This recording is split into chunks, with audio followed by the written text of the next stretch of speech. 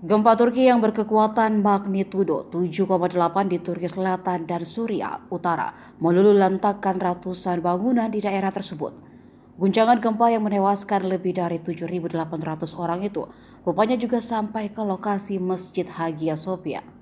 Menurut Presiden Turki Recep Tayyip Erdogan, lebih dari 2.300 bangunan telah hancur. Tak hanya korban jiwa, bangunan sejarah Masjid Yeni Kami pun mengalami kerusakan pada bagian tembok luar. Masjid megah ini terletak di Eminönü, Istanbul, Turki.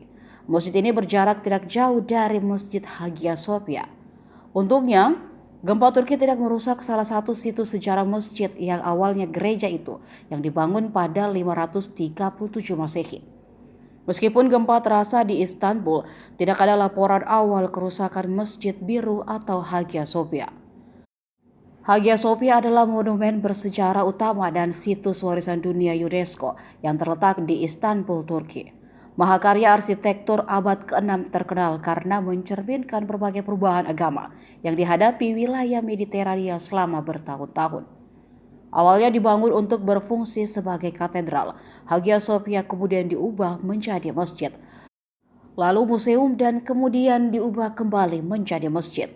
Pada tahun 537 Masehi, Hagia Sophia awalnya dibangun untuk menjadi katedral terbesar di dunia di bawah gereja Kristen Ortodoks Yunani.